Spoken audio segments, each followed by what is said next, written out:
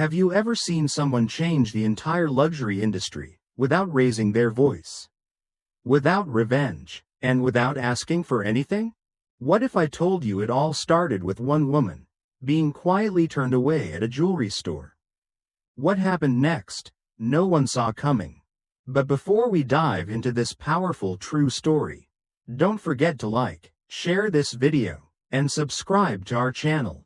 Your support helps us reach 1,000 subscribers, and more importantly, gives us the motivation to bring you even more inspiring content. Let's begin. May hesitated for a moment. The silence on the line stretched just long enough to reveal the truth she hadn't intended to share. She looked out the hotel window, watching the city lights flicker across the rooftops like 1,000 blinking eyes. For a second, she considered brushing it off, distracting Elon with a story about the cafe she'd passed earlier, or the beautiful view from her suite.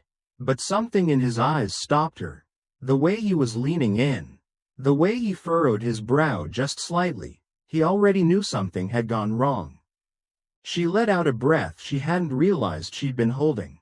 I walked to the exhibition, she said gently. The one you mentioned, Lumiere Joaillerie. I know the one, Elon said, voice low. I got there early, thought I'd browse before the crowd built up. I even had the printed invite. Thank you for arranging it. By the way, she paused, her tone soft, but someone at the entrance, a young woman, she didn't recognize me, said the VIP area wasn't open to everyone. She suggested I try the back hallway. May offered a small smile as if it were no big deal. Elon didn't return it. She thought you didn't belong. Apparently linen dresses and flat shoes aren't what the elite are wearing these days. May joked, trying to lighten the mood. I must have missed the memo. He didn't laugh. She could see him processing, doing the thing he always did when something didn't sit right, jaw clenched, eyes scanning the horizon, as if he were already looking for a solution 2 years ahead. Did you tell her who you were? May shook her head. That's not how I was raised. Sweetheart, I've never led with names or titles. The silence stretched again. Elon looked down briefly, rubbed his temple, then looked back at the screen. Was she rude? May thought for a moment. No, not directly. She was trained to judge quietly. That's what made it worse. Elon exhaled. And you just walked away? What would you have me do? She said, voice warm but tired. Throw a fit? Demand to see the manager? No, Elon replied, a trace of sadness in his voice. That's not you. He looked at her again. This time not as a mother, but as someone whose dignity had just been measured by the price tag of her clothes, and found lacking. May glanced toward the desk where the invitation still lay, untouched. I've had doors closed on me before, she said, her voice softer now, but somehow, it still surprises me. They sat in silence, two worlds connected by a screen. Elon in a clean, high-tech office thousands of miles away, May in a quiet Milanese hotel room with a cup of untouched chamomile tea beside her. For a moment, neither of them spoke. Then Elon cleared his throat. I want the name of the person who turned you away. May looked at him with a slight warning in her eyes. Elon, I'm serious. She offered a small shake of the head. Darling, it was just a moment. A small act. She was doing her job. The problem isn't the girl. It's the rules she's expected to follow. Elon leaned back in his chair, thoughtful. Then maybe it's the rules we should be looking at. May watched her son, his mind already racing ahead. She could almost see the puzzle pieces forming behind his eyes, the gears shifting into motion. I'm not angry at her, she said, but I do wonder how many others walk away from those doors without anyone to call. He didn't answer, just nodded slowly. After they said goodnight, May stood by the window, arms folded lightly, her reflection faint in the glass. Down below, the city moved on, unaware of the moment that had shifted something inside her, and inside Elon, too. She thought about the young girl at the door, her clean uniform and cold smile. She thought about the faces that didn't turn to look at her, the ones that did and quickly looked away. And then, quietly, she whispered to herself, I've walked away from closed doors before. But maybe this time, someone else won't have to. The rain started sometime after midnight. Not heavy, just a soft, persistent tapping against the windowpane. Mae Musk sat in silence, a book open in her lap though she hadn't turned the page in nearly an hour. The city outside glowed quietly beneath the drizzle, and inside her suite, the hum of distant traffic mixed with the occasional clink of glass from the hotel bar downstairs. She wasn't angry. That's what surprised her most. There was no heat, no flash of indignation, just a slow, familiar ache, the kind that settled deep in the chest when you realized how little had changed, even after everything. Her reflection in the window stared back at her, older and wiser, but not immune. The same steel-gray eyes that once watched her children sleep in a cramped apartment were now watching Milan through a pane of glass, wondering how a stranger with a name tag and a practiced smile could still make her feel invisible. And then, like an old reel playing back, her mind drifted to a different time. Back to Pretoria, in the early 1980s. A tiny rental with peeling paint and a stove that worked when it wanted to. She remembered the knock on the door from the landlord. Tall, dismissive, eyes that scanned her like she was trouble before she even spoke. Late again, Mrs. Musk, he'd said. This can't continue. She had smiled then too. Polite, calm, but behind the door, she'd wept. The tears had come not from shame, but from the weight of being measured daily and found wanting. Raising 3 children on her own wasn't a choice, it was survival. Elon, even as a child, understood that in a way most kids didn't. She could still hear his small voice one night after a grocery trip that left their fridge half empty. Why do people look at us like that, Mom? She'd crouched down, met his eyes, and said, because they think clothes and money make someone better. But we know better. Those years had etched something deep in both of them. A resolve born not from comfort, but necessity. Back in the present, May glanced at her handbag resting on the chair. It wasn't expensive. She didn't need it to be. She'd never built her worth on brands or gold chains. Her strength came from different materials, resilience, wisdom, humility, but those things didn't shine under boutique lights. She took a deep breath and closed her book. What bothered her wasn't the rejection itself. It was how familiar it felt, how easily it slipped back into her bones. Across the world, the sun had only just begun to rise over Los Angeles when Elon Musk stepped out of his home office. Phone in hand, he hadn't slept. His mind had been moving since the moment May ended their call. He remembered sitting at their kitchen table as a child, watching his mother patch holes in his school pants with worn fingers. He remembered the look on her face when the school called to say he was being teased again. He remembered vowing, quietly, deeply, that one day, he'd build a life so wide and strong she'd never be shut out of anything again. And yet here they were.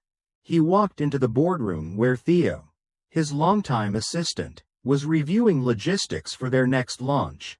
Elon didn't sit down. Forget the launch for a minute. He said, I need a full breakdown on a brand called Lumiere Joaillerie. Milan-based. Been around a while. I want names, owners, partners, board members. I want to know where their money comes from, and where it's going next. Theo blinked. That's a high-end jewelry house, right? They do exclusive showcases, celebrity clientele, that sort of thing.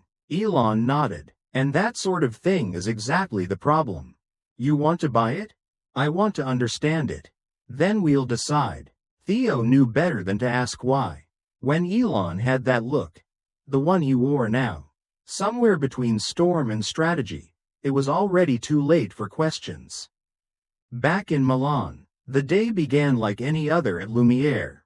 Chiara arrived early, as always. She liked the quiet before the showroom filled up, the smell of fresh polish, the feel of silk gloves, the sound of her heels on the marble floors.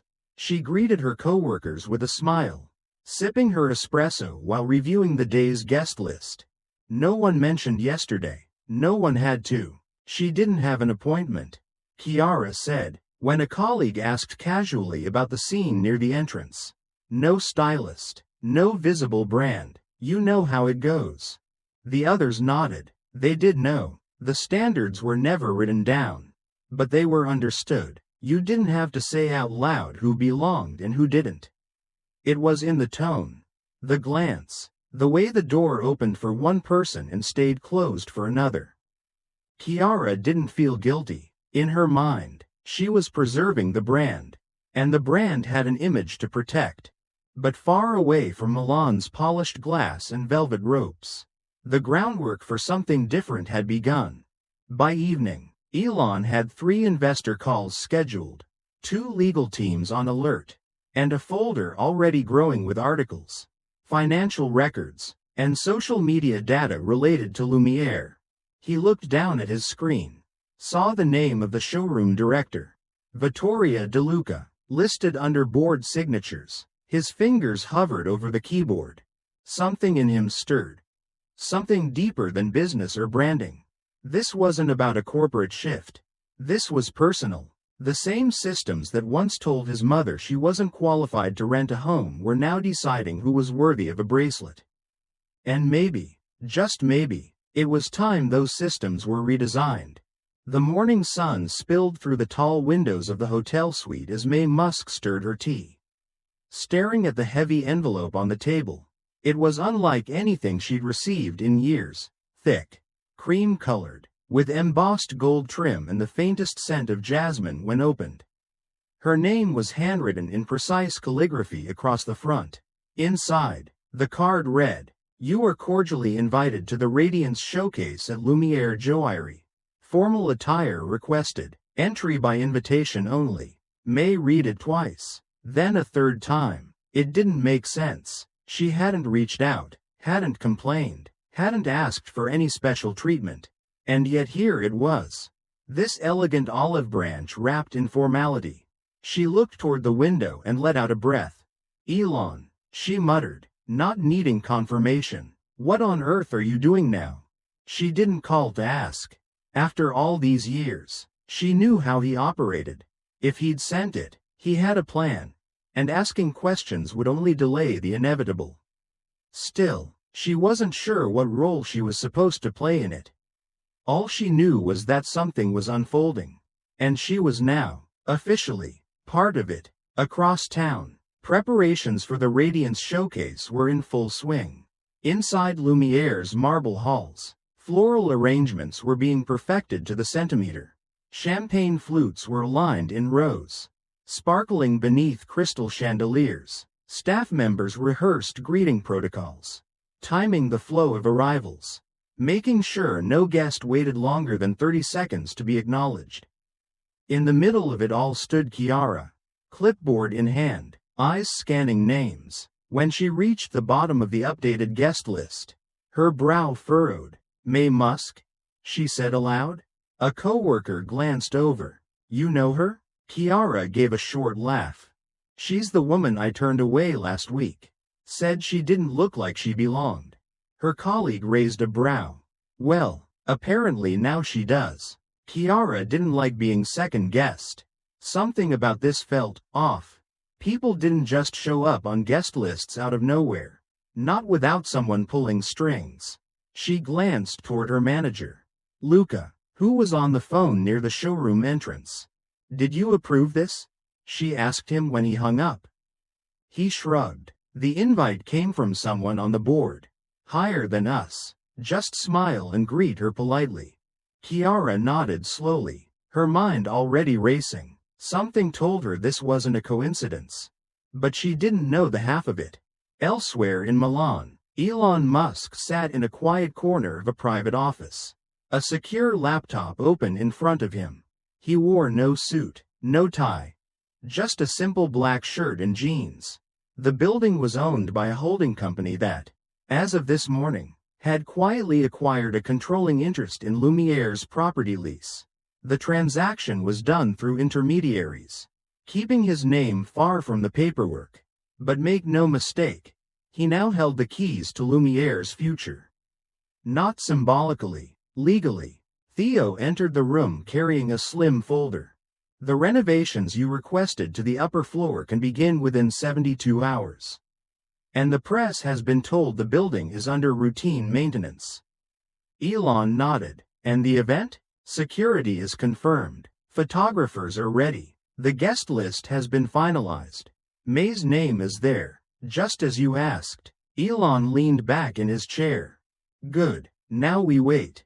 Theo hesitated before adding, do you think your mother will be upset with how this plays out? Elon didn't answer right away. He looked out the window at the city below. She won't like it, he said quietly. But this isn't about liking. It's about truth. And sometimes, truth needs a stage. As the afternoon turned to evening, the energy inside Lumiere shifted. Staff moved with sharper precision. Dresses flowed through the halls. Suits were pressed. Outside, red ropes were being rolled into place. Guests from around the world would begin arriving soon.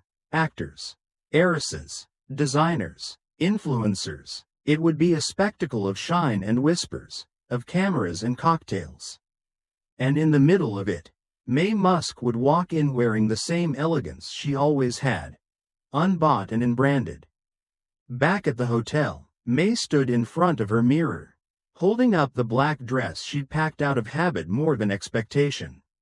It was simple, high neckline, soft fabric, no glitter, no label on the outside. She ran her hand down the front of it thoughtfully, remembering how her mother used to tell her, if you walk like you belong, no one will question why. She dressed slowly, fastening a pair of pearl earrings, then paused before slipping on her heels. For a moment, she considered not going. She could stay here, have tea, read a book, and let whatever Elon was planning unfold without her. But then she remembered the sting of being turned away. The quiet embarrassment, the eyes that didn't see her. She picked up the invitation, tucked it into her clutch, and whispered softly to her reflection, let's see what this evening has in store. From the quiet taxi ride to the glowing steps of Lumiere, May Musk carried herself with the grace of someone who had long since stopped trying to prove anything.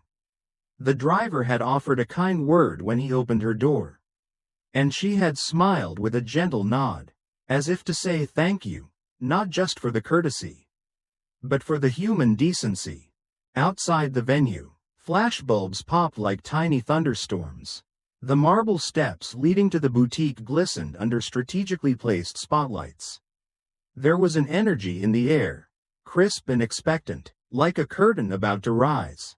The courtyard was alive with muted chatter and the soft hum of strings.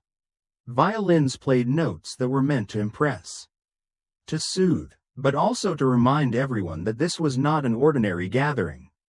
It was a display of status, one more ornate than sincere. Kiara stood at the check-in stand, clipboard against her hip, eyes sharp and spine straight. She had spent her whole day preparing for this moment, coordinating arrivals, confirming dress codes, whispering last-minute instructions into discreet earpieces. And now, here it was, the beginning of everything. When May stepped out of the taxi, she did so with no fanfare, no security, no assistant, just a black dress, pearls, and the quiet strength of a woman who'd walked through more storms than the people here could imagine. Kiara caught sight of her immediately. Her eyes narrowed slightly, but not in recognition, only curiosity. Something was familiar, but the memory hadn't sharpened yet. She moved toward her, ready to intercept as before, but paused when May held up the invitation. Golden inked, sealed, perfectly legitimate. For a fraction of a second, Kiara hesitated. Then, mechanical as ever, she smiled and gestured forward. Welcome to Lumiere, madam. May nodded gently, her voice soft. Thank you. And just like that, she walked through the doors she'd once been denied. this time with no resistance. But that wasn't the real entrance. Not yet. Inside, the room glittered like a dream spun from diamonds. Chandeliers bathed the space in golden light. Guests draped in satin and silk sipped rare champagne. Servers floated like ghosts in black uniforms. And no one looked at May. Not yet. She moved through the space quietly, taking in the scene, not with envy or judgment, but with the eyes of someone who had seen deeper kinds of wealth. She found a spot near a column and stood calmly, waiting. At precisely 8 o'clock, the lights dimmed, conversations faded into hush, the music stopped, and then a voice, clear and composed, echoed from the top of the grand staircase. "Ladies and gentlemen, thank you for joining us tonight. Before we unveil our newest collection, allow me to introduce someone very important." The crowd turned. Up on the balcony, standing beneath a custom-cut crystal chandelier, was Elon Musk. A stir rippled through the audience. Surprise, confusion, even the photographers, prepared for fashion icons and movie stars, suddenly didn't know where to point their cameras. He wore a dark tailored suit, no tie, open collar, but his presence, even without words, filled the room with quiet gravity. He didn't rush. His eyes moved slowly, then settled on May. He extended his hand slightly. "Mom, would you come up here, please?" The room froze. For a heartbeat, everything was still. May didn't rush either. She walked with ease, not toward fame or spectacle, but toward her son. The path from the floor to the staircase seemed longer than it was. But she never looked down. Every step spoke of endurance and choice. She joined him at the center of the spotlight. Elon turned to face the crowd, his voice steady. "This is my mother, May Musk. She's a model, a best-selling author, a dietitian, a woman who raised 3 children alone, and the person who shaped the values that built the companies I run today." A few people began to nod. A ripple of recognition moved across the room. "Last week," he continued, "she visited this boutique, this very room, and she was turned away. Not because she didn't have an invitation, but because someone didn't think she looked the part." Murmurs, gasps, eyes turned to one another. Some looked toward the entrance, trying to recall if they'd seen her then. Near the back, Kiara stood completely still. Her hands had gone cold. Elon wasn't angry. His voice wasn't raised, but the weight of truth carried farther than any shout.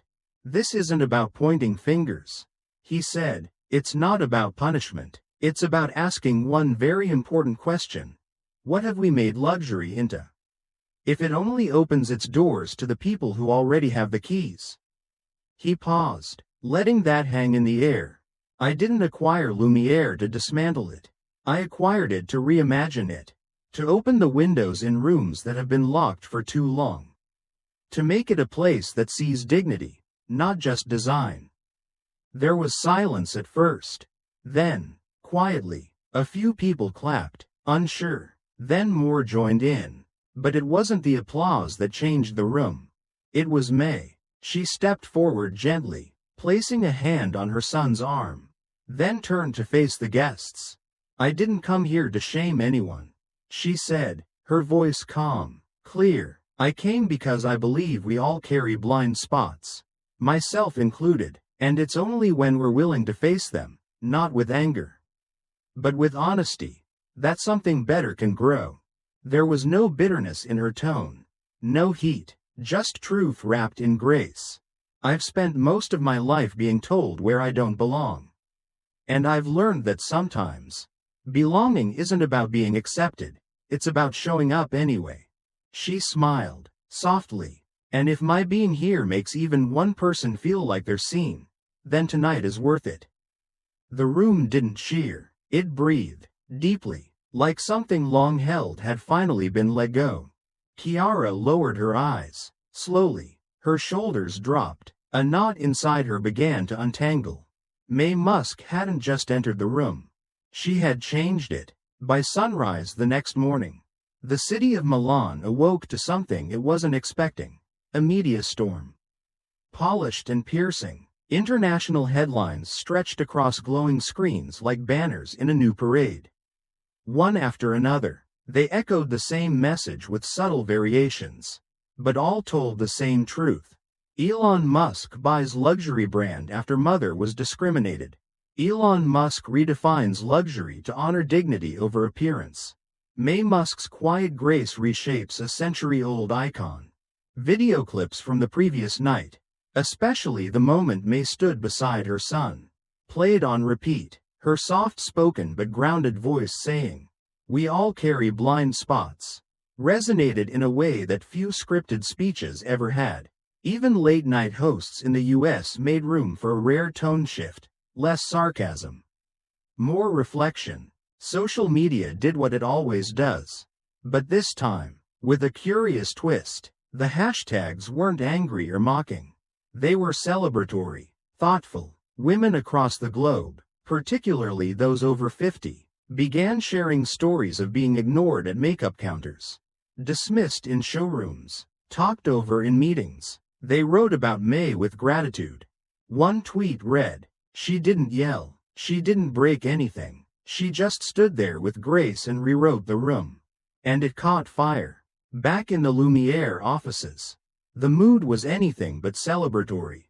The tension moved like fog across the marble corridors. Teams that used to speak in confident, clipped phrases now lingered in whispers, second-guessing each other. There was no official memo from the board, but everyone knew. The brand was changing. And fast. Some employees, particularly the younger staff and those from underrepresented backgrounds, felt hope. They welcomed the disruption like light pouring through a window left too long shuttered. But for others, there was discomfort, an undercurrent of panic disguised as professionalism. The most visibly shaken among them was Kiara. Her name, once spoken in confident introductions and client debriefs, was now murmured in hallways.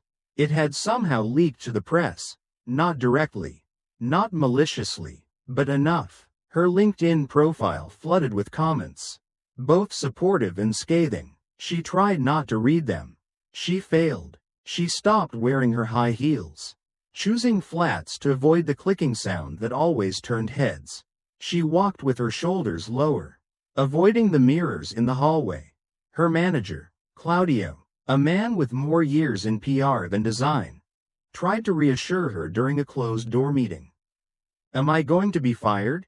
she asked. Barely above a whisper, Claudio leaned back in his leather chair, clasping his hands thoughtfully. "No one's talking about punishment," he said, "but everything is changing now." Kiara nodded, but the words didn't land gently. She knew it wasn't about a job anymore. It was about a shift she couldn't control. The ground under her designer heels had moved. Meanwhile, May was experiencing a very different kind of attention. Requests flooded in from every direction.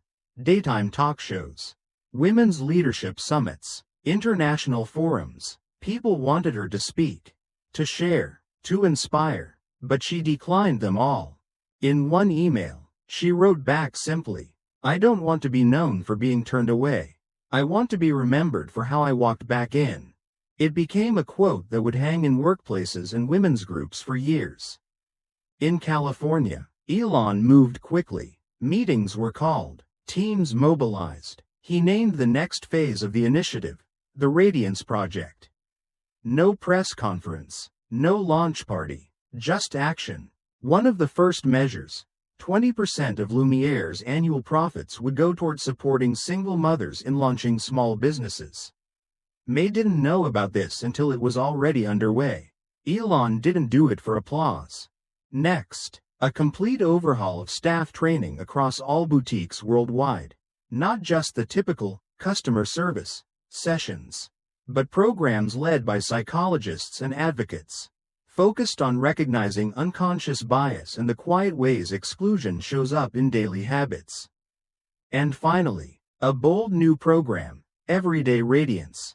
Every month, selected frontline workers, nurses, janitors, teachers, caregivers, would be invited into Lumiere boutiques not as charity recipients, but as honorees. They would receive pieces from the Radiance line, designed specifically to celebrate people who give more than they take. Inside Lumiere's Milan headquarters, the change was slow but real. It started with small things. A pause before a sales associate offered a client water. A second glance before judging someone's clothes. A question asked before assuming a role. A few days later, May visited the boutique again, not as a guest of honor, but quietly, slipping in during regular hours. She walked the floor without needing permission. She admired a display of hand-set emeralds, not because she wanted to buy them, but because she knew the craftsmanship meant something to someone. As she turned to leave, a young employee approached her. Her name tag read, Sophia. She looked barely 30, with nervous hands and soft eyes. "Mrs. Musk," she said, her voice trembling just a little. "I just wanted to say thank you." May smiled, gently. Sophia continued, "I've watched so many people be turned away in this place. I didn't know how to speak up. But now, maybe I can." May nodded, placing a hand lightly on the girl's shoulder. "Sometimes," she said, "a whisper becomes an echo. And then a song." The ripple had begun. Vittoria Salva stood in her private office, the shutters partially drawn against the soft Milanese sunlight. Her desk, usually immaculate, was scattered with drafts, internal memos, and marked-up press releases. Her dark hair was pulled tightly into a bun, not a strand out of place, just as she liked everything in her world. For over 30 years, she had shaped the image of Lumiere, not just as a brand, but as a gatekeeper of what she believed luxury should be: mysterious, unattainable, revered. Her power had never been loud, but it had always been absolute. Every campaign, every collection, every invitation was signed off with her silent approval. Now, Elon Musk was threatening to undo it all in a matter of weeks. "This isn't evolution," she hissed in a closed-door strategy meeting. "This is dilution. And if we allow it, we lose what makes us, us." Some nodded, others shifted uncomfortably in their seats. But no one spoke up against her. She wasn't wrong about one thing. Change had come fast. Too fast for comfort. She'd always believed that scarcity created desire. That the fewer who could access something, the more the world would lean in. And now, here was this tech mogul, this disruptor, handing out what she saw as sacred like party favors. So she pushed back, quietly. At first, she stalled proposals, small edits, endless feedback, delays in alignment. She rewrote official language in internal releases, softening Elon's bold declarations into vague gestures about evolving perspectives. She convened secret meetings with key designers, warning that their artistry might soon be lost in mass messaging. She dialed old investor contacts, painting a picture of a future where Lumiere might become the next trendy brand to burn bright, then disappear. And in the middle of this quiet resistance, she found an unlikely ally. Chiara, still bruised from the digital firestorm. Chiara walked the halls of Lumiere like a shadow of herself. She had stopped attending team lunches. Her phone stayed in her drawer, face down, and she carried the weight of her mistake like it was stitched to her blazer. But Vittoria saw more than guilt. She saw vulnerability, and something she could mold. She invited Chiara for espresso in her private lounge.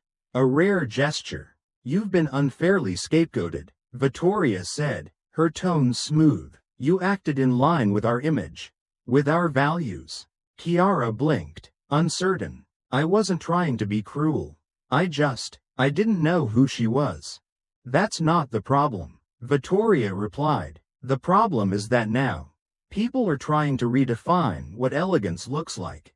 And you and I both know, luxury has rules and standards." She offered Chiara a position, assistant director of the new Heritage campaign. It sounded grand, but it was really a strategic counterweight to the Radiance project. A nostalgic pivot, a message to the world that Lumiere still knew its roots. Kiara accepted, partly out of fear, partly out of longing to belong somewhere again. Meanwhile, Theo walked into Elon's office with a quiet knock. Elon, we've picked up some chatter. Vittoria's been meeting privately with legacy designers and board members. She's slowing everything down from the inside. Elon didn't flinch. He didn't even look up from his sketchpad, where he'd been scribbling a rough outline of a new collection concept. He just smiled, faintly. Let them underestimate us, he said. They won't see it coming. Theo raised an eyebrow. You're not worried? Worried? Elon chuckled. No, I'm focused. Across the sea of polished desks and marble floors, two visions were crystallizing. One clung tightly to the velvet ropes, believing beauty only bloomed behind walls. The other saw elegance in empathy, grace in inclusivity, and worth beyond appearance. And they were on a collision course. The next gala, scheduled just 6 weeks away, would be more than an event. It would be a battlefield. Across the showroom floors of Lumiere boutiques in cities like Seoul, Amsterdam, and Chicago, something quiet but undeniable is unfolding.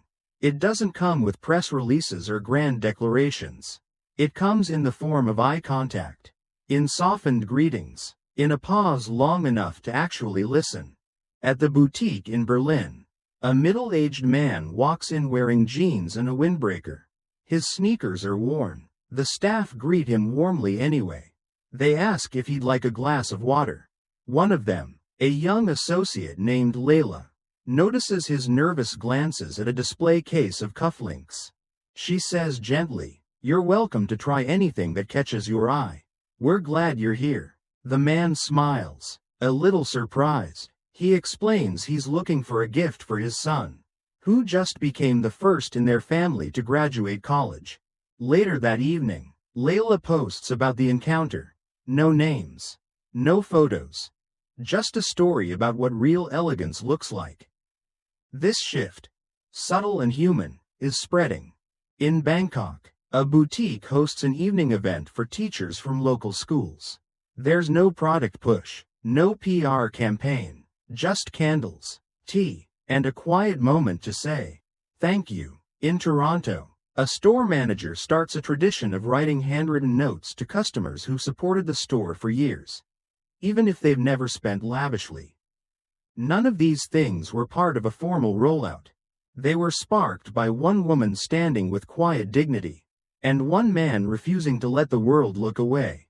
May's face continues to make rounds online, not in glossy magazine shoots, but in video clips of her standing beside Elon at the Radiance showcase. One soundbite in particular takes off.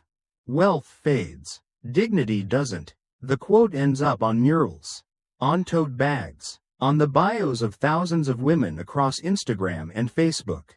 Women who've been dismissed in stores, who've been told they don't belong, who've felt invisible after 50. And it isn't just customers changing. Inside Lumiere's Milan headquarters, a new type of conversation is unfolding. In a routine training session, Zara, a 26-year-old employee who had stayed silent the day May was turned away, suddenly raises her hand. "I think about that day a lot," she says quietly, "and I wonder if I'd said something, even just one sentence, maybe this whole thing wouldn't have happened." The room goes still. Then another employee, Paolo, nods. "I judged someone once, a woman who came in looking for a watch.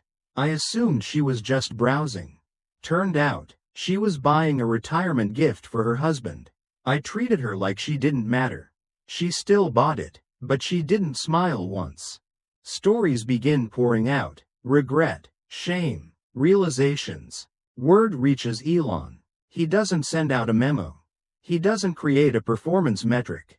He creates the Dignity Committee, a rotating group of employees, from janitorial staff to designers, tasked with evaluating every touchpoint with a simple question: did this reflect respect? Zara is invited to lead it. She's hesitant at first, unsure if she deserves the role.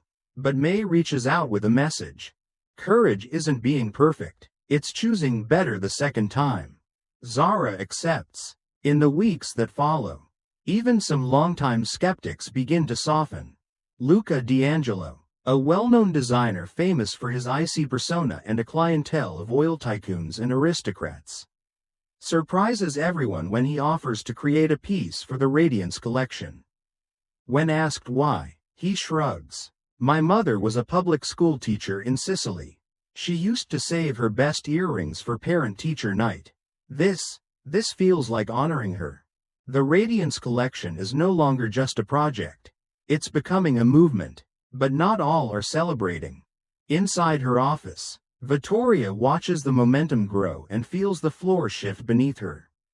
She re-watches May's speech, this time with narrowed eyes. Her fingers tap against the table. She doesn't understand legacy, she mutters. She thinks emotion builds empires. Her inner circle, still loyal, nods silently. We're not a community center, she says through gritted teeth. We're a crown jewel. If we don't stop this soon, Lumiere will become sentimental, ordinary, forgotten. But what Vittoria fails to see is this. It's not sentiment that's transforming Lumiere. It's recognition. A recognition that behind every purchase is a person. Behind every face is a story. And the world is listening. The morning of the Lumiere annual design summit dawns bright over Rome, gilding the ancient city in sunlight. Outside the Palazzo Althea, security and staff are already stationed, guiding limousines into the grand entrance. The scent of citrus trees from the inner courtyard mixes with the nervous energy floating in the air. Inside the ballroom, the ceiling glows with golden chandeliers, and the chairs, white velvet with gold trim, are arranged in perfect symmetry. Guests sip espresso, dressed in the latest couture. There's chatter, but it's edged with tension. This year's summit is different. For decades, the event has been a closed circle. Executives, editors, elite designers, a ritual of opulence. But now, a new presence walks among them, uninvited in spirit, though officially welcomed. Elon Musk, and beside him, May. Their names are printed neatly on the agenda. But for many in the room, it feels like graffiti on a marble wall. Still, no one dares speak too loudly. Elon is the majority shareholder now, and his team has turned this event from a quiet insider gathering into a public-facing spectacle. Cameras have been allowed, journalists are seated front row, social media banners fly under the name, The Future of Elegance. When the time arrives, Elon takes the stage in a simple black suit. No tie, no frills, just focus. Thank you, he begins, his voice calm but firm, for allowing us to be part of this conversation. He doesn't start with numbers. He starts with a memory. My mother was turned away from this brand's showroom because she didn't look the part. No one asked her name. No one looked at the invitation in her hand. They looked at her shoes, her bag, and decided she didn't belong. There's a shuffle in the audience. A few eyes flick toward Chiara, seated near the back, her face pale. Elon continues. We all say luxury is about beauty, history, craftsmanship. But let's be honest, too often, it's been about exclusion. He presses a button on a remote. A screen lights up with graphs and charts. In the past 3 months, boutiques where we piloted inclusion-focused initiatives saw a 63% increase in satisfaction ratings. First-time customers rose 48%. Repeat business from non-traditional buyers has outpaced that of legacy clients. A ripple goes through the room. Some nod slowly, others look stunned. This is not charity. This is business meeting humanity. And it's working. He pauses. But none of this would have started without one moment. One act of grace that changed everything. My mother didn't fight back with anger. She responded with dignity. He turns toward the side curtain. May? There's a second of stillness. Then May Musk steps out, elegant in soft blue, her pearl earrings catching the light. The room quiets completely. She walks with poise, like she belongs. Not because of what she wears, but because of who she is. Thank you, she begins, softly. I know some of you think I came back to take revenge. I didn't. I came back to widen the door for others. There is no drama in her tone. Just sincerity. I was once told, if you have to explain your worth, you're in the wrong room. But maybe, just maybe, it's the room that needs changing. There are quiet nods now. Even some skeptical eyes soften. Then, without warning, Vittoria Salva rises. Her heels click loudly as she steps forward. She takes a microphone from the front row and turns to the crowd. With all due respect, she begins, her voice cold but controlled.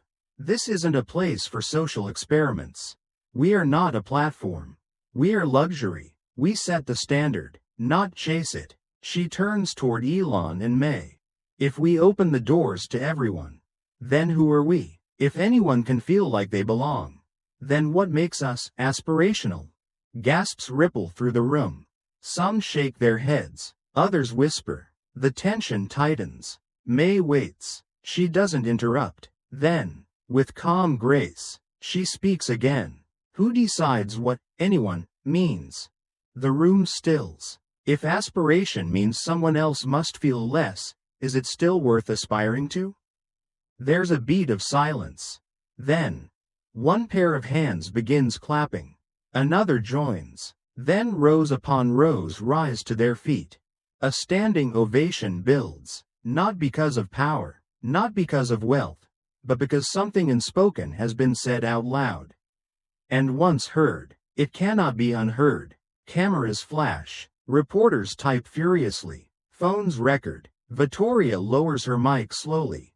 Her face unreadable. She's not booed. She's not dismissed. But she is seen. And what's seen cannot be hidden anymore. May steps back, letting the applause wash over not her, but the moment itself. She's not triumphant. She's resolute. And the summit, once a celebration of exclusivity, has become a reckoning. The day after the summit in Rome, there are no runway recaps, no design trend rundowns. Instead, the headlines everywhere center on one woman and one question. May Musk, and her quiet, piercing words. If aspiration requires humiliation, is it still worth aspiring to? The video of the confrontation between May and Vittoria becomes the most shared clip of the week on every platform. Not because it was dramatic, but because it cut deep. Commentators don't debate whether May was right. They debate how the fashion world had allowed itself to drift so far from its own humanity. Morning talk shows, late-night segments, podcasts, it's everywhere. And inside the gleaming conference rooms of Lumiere's headquarters, the mood is no longer cold defiance, but rattled introspection. For years, sales had plateaued. The brand had banked on legacy more than innovation. Loyalty to an aging image had stalled growth. Now, in just a few weeks under Elon's new direction, numbers were moving again. Clients who never dared step foot inside before were becoming loyal buyers. There was a hum of energy at local boutiques, a sense that something was waking up. The board takes notice. Old-school investors who once saw Elon's moves as vanity now request private meetings. If this approach works, one of them asks during a quarterly review, why were we resisting it for so long? No one answers. Then, the leak drops. Someone inside the company, anonymous, has forwarded a file to multiple journalists. A decade's worth of internal memos, all bearing Vittoria Salvi's name. One in particular catches fire across news outlets. We must ensure only those who understand our world feel welcome. If someone doesn't instinctively know how to present themselves, they are not for Lumiere. Another one reads, encourage staff to limit time with guests who appear unfamiliar with etiquette. The right clients will never need to ask. The memos reveal what many had suspected but couldn't prove. A culture of silent exclusion dressed in polished language. Former employees come forward. A retired sales associate writes an op-ed. I was told not to offer champagne to a guest who came in wearing sneakers, even though he had an invitation. Turns out, he was a retired surgeon.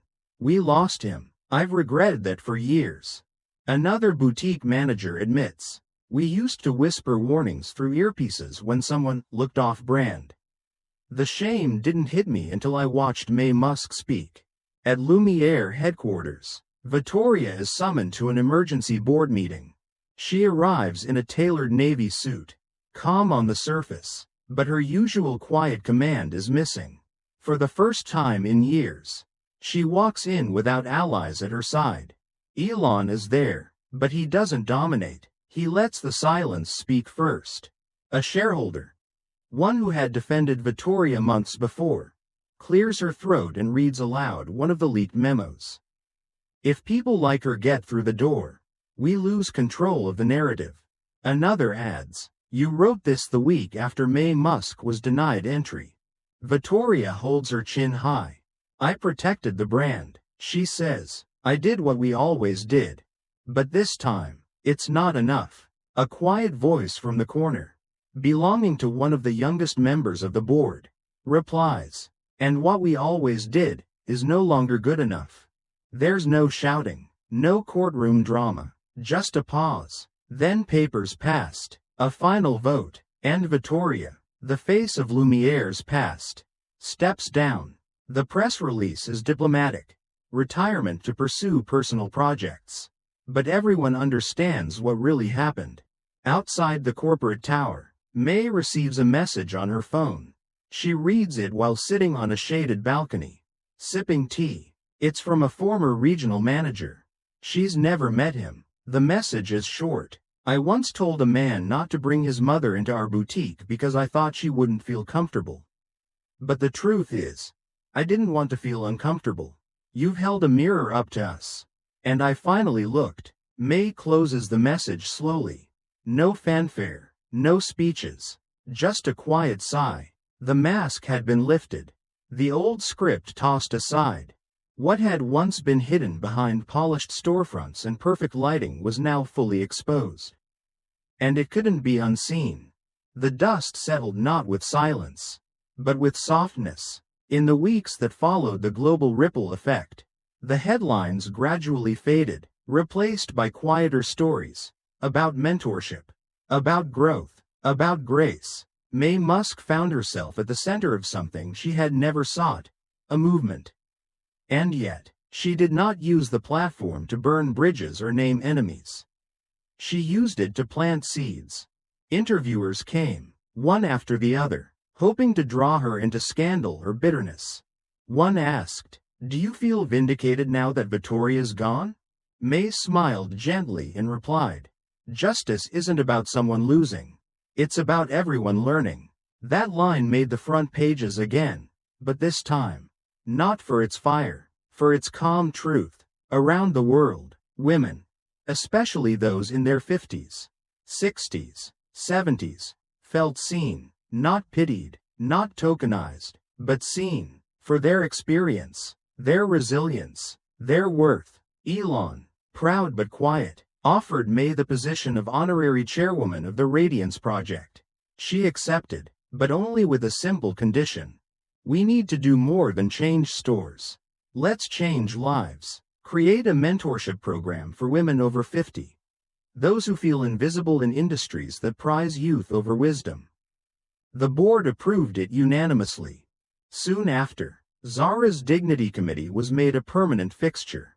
No longer just a response to a moment, it was now a structural pillar.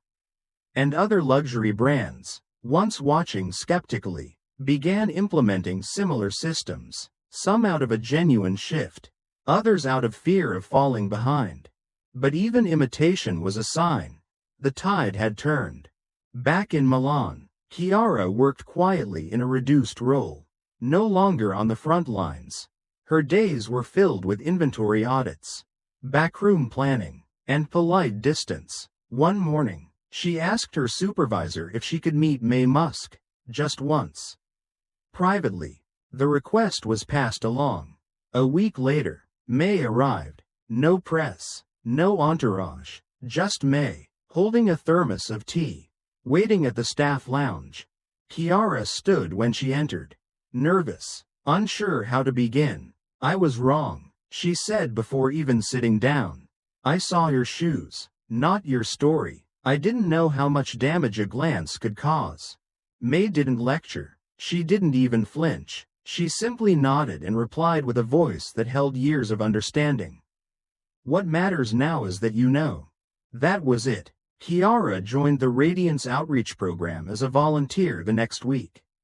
Her first event was handing out welcome kits to retired nurses, honoring them for decades of service. She didn't do it for redemption. She did it because she couldn't unsee what she had seen, and didn't want to live blind again. And Vittoria? Out of the spotlight, she disappeared for a time. Some thought she'd fled, others assumed she was plotting a comeback. But instead, she took a job at a small design school in Florence, teaching history of fashion. One afternoon, during a guest lecture, a student asked her if she regretted how things ended. She paused, then said softly, "I thought I was guarding beauty. But true beauty is never afraid of who stands next to it." She never asked for sympathy. She didn't write a book or give a TED Talk. But she showed up, again and again, in that classroom, teaching not just design, but what happens when we confuse exclusivity with excellence. As for Elon, he gradually stepped back from the story. The headlines no longer followed his every move at Lumiere. He returned to rockets, to AI, to Mars. But in one rare podcast interview, when asked about the purchase, he said, "I've launched spacecraft, built electric cars, but nothing I've done felt more personal than buying a place where my mother had once been turned away, and opening it for others like her." And somewhere, halfway across the world, a woman in her 60s tries on a ring she never thought she deserved. A teacher, a retired chef, a grandmother. The store doesn't look different, but it feels different, and that's how change works. Not always with explosions. Sometimes, with an open door. The legacy we choose to build. 6 months may seem short on a calendar, but inside the world of high fashion and luxury, it's enough to shift tectonic plates when guided by clarity and courage. That's exactly what happened after Musk chose not to walk away from humiliation, but to walk through it, carrying the world's attention in one hand and dignity in the other. Lumiere, once the symbol of unattainable prestige, has now become the unlikely torchbearer for a more humane definition of luxury. What started as a single misstep in Milan has transformed into a rebranding movement far bigger than any marketing campaign. The fashion world, usually reluctant to admit fault, now stands humbled and curious. Major publications call it a grace-led revolution. Vogue prints a full-length spread titled, "When Elegance Meant Empathy." The Financial Times runs an op-ed, "Luxury That Listens." Headlines change, so do habits. The Radiance collection, initially a gesture of apology, has become a global blueprint.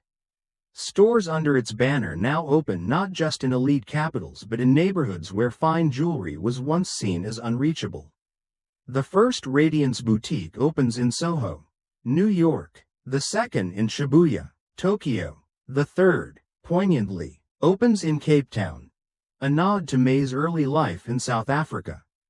These boutiques follow new protocols that have nothing to do with price tags.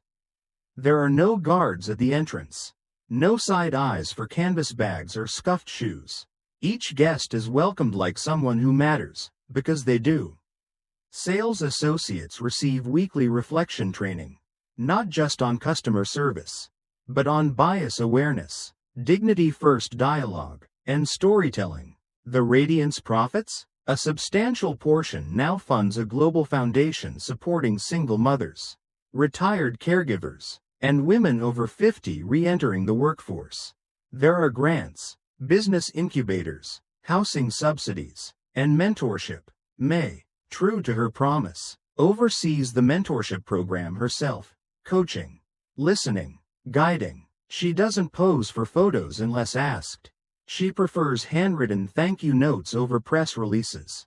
She tours new stores quietly, often without anyone realizing who she is until long after she leaves. One chilly morning in Paris, May slips into the new Lumiere boutique near the Seine. No bodyguard, no media, just May in a plain wool coat, wearing the same pair of soft-soled flats she wore in Milan. She steps in, unnoticed, and that's the point. A young man named Emile, no older than 22, steps forward with a warm, unhurried smile. "Welcome to Lumiere. What would you like to explore today?" He doesn't ask for her name. He doesn't scan her shoes. He simply offers kindness. May smiles, caught off guard by the lump forming in her throat. "Just browsing," she says, "but thank you for making me feel welcome." She wanders through the displays, fingers brushing over velvet, not to shop, but to breathe, to feel, to witness the change. Meanwhile, back at Lumiere's global headquarters, Zara sits in a different room than she did a few months ago. Her office door now reads, Director of Human Dignity and Culture. It's more than a title, it's a symbol. What began as one young woman's courageous admission has grown into a global position within every Lumiere location. Zara's days are full. She oversees listening circles, anonymous equity reporting, team building retreats. Her email signature carries the quote May once spoke, "Wealth fades. Dignity doesn't." She carries that weight, and that honor, with pride. Chiara, too, walks a new path, no longer standing at showroom doors. She leads Lumiere's global ethics and hospitality program. Her trainings are mandatory for all new hires. She doesn't shy away from telling her story, her mistake, her learning, her change. She doesn't excuse it, she explains it, and people listen, even those who once resisted. Designers, executives, critics, begin to soften. They see the numbers, yes, but more than that, they see the faces. A jewelry house that once only served moguls now places handcrafted brooches into the hands of retired janitors.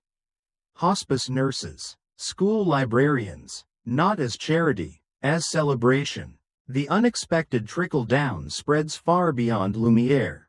Rival luxury brands quietly adopt radiance codes, guidelines for dignity-first service. A major hotel chain eliminates its guest profiling practices.